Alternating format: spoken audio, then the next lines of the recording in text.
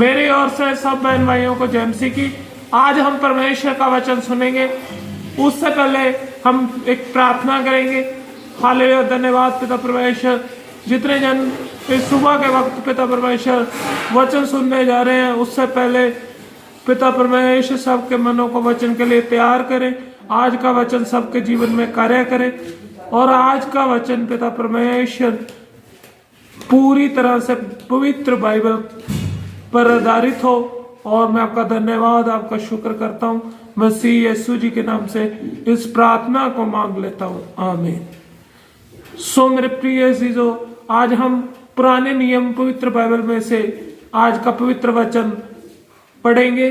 पवित्र बाइबल में जैसे लिखा है यिर्मयाह की बुक में, यिर्मयाह की किताब में, उसका 33 अध्याय और उसकी 3 आयत में, जब हम परमेश्वर को पुकारते हैं, परमेश्वर हमें कठिन से कठिन बातों को समझाते हैं और हमारी अगुवाई करते हैं। सो हमें चाहिए कि यदि हमने परमेश्वर की अगुवाई को प्राप्त करना है तो हमें प्रार्थना में बने रहने की जरूरत है।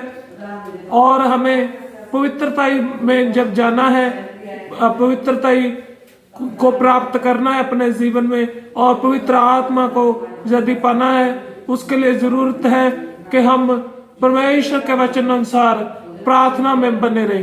प्रार्थना एक ऐसा कुंजी है बाइबल की जिससे हमारा जो आत्मिक संतुलन है वो बना रहता है। प्रार्थना के द्वारा ही हम स्वर्ग में जाने के लिए तैयार हो सकते हैं। सो आज का वचन मैं आपके लिए लेकर आया हूँ नए नियम में से भी। नया नियम लूका की अंजील उसका 22 अध्याय और उसकी 40 आयत में लिखा है कि जब हम प्रार्थना करते हैं तो हम परीक्षा में से गुजरते हुए परीक्षा में स्थिर रहते हैं। प्रार्थना हमें एक आत्मिक संतुलन देता है जिसकी वजह से हमारा जो शरीर है, हमारा जो शरीर आत्मा पर जो है पवित्र बाइबल के अनुसार कब्जा नहीं कर पाता, वो मतलब शरीर के ऊपर हावी नहीं हो पाता, और जो आत्मा है वो अपने लेवल पर तरक्की उन्नति करती जाती है। और जो शरीर है हमारा शारीरिक लेवल पर पवित्र बाइबल के अनुसार सेहत और तंदुरुस्ती जिससे हम पाते हैं, उसके लिए जरूरी है कि प्रार्थना। सो इसलिए मैं यही कहना चाहूंगा कि हम प्रार्थना में बने रहें। प्रार्थना एक ऐसा बाइबल की कुंजी है और बाइबल का जो जिसे कहते हैं, जैसे अफसया की पत्री में लिखा है नए नियम में, प्रार्थना से ही हम परमेश्वर के मन को बा सकते हैं, परमेश्वर में बढ़ सकते हैं। और प्रार्थना ही है जो हमें शरीर और आत्मा में रहने का जो तरीका है, जो ढंग है, आत्मिक संतुलन है, शारीरिक संतुलन है, वो बनाए रखने में हमारी मदद करता है। सो एंड में मैं यही कहना चाहता हूँ कि प्रार्थना द्वारा ही हमारा जो मन है वो कमजोर से ताकतवर बनता है। हमारा प्रार्थना कैसा होना चाहिए, इसके विषय में लास्ट में मैं यही बताना चाहूंगा।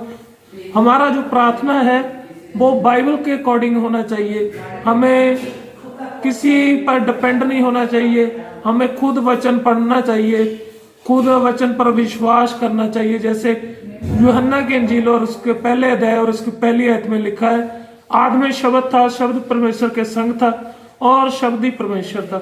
वो शब्द पवित्र बाइबल को कहा गया है। यदि हम पवित्र बाइबल पर विश्वास रखते हैं, पवित्र बाइबल के मुताबिक प्रार्थना करते हैं, तो हमारी जो प्रार्थना है परमेश्वर के स्वर्ग में से उत्तर भी लेकर आती है और परमेश्वर के स्वर्ग में जो है प्रवान भी होती है। सो इसलिए हमें चाहिए ज्यादा लंबी प्रार्थनाओं की लिस्ट नहीं हमें लगानी है। हमें जब प्रार्थना करनी है बाइबल के मुताबिक सुबह और शाम करनी है प्रार्थना। और साथ ही में हमें अपने रोजाना के जो वर्क हैं, काम है, वो भी साथ साथ करते रहना है। सुबह का जो मॉर्निंग का वक्त है और शाम का जो रात्रि का वक्त है, ये 2 समय ऐसे हैं जब हम प्रार्थना अच्छे तरीके से बाइबल के मुताबिक कर सकते हैं। सो लास्ट में मैं यही कहना चाहूंगा, जो प्रार्थना है, प्रार्थना हमारे जीवन को भी बदलने की ताकत रखती है। प्रार्थना से हमारा जीवन बदल सकता है यदि हम पवित्र बाइबल के मुताबिक प्रार्थना करें। मेरी ओर से सब भाई बहनों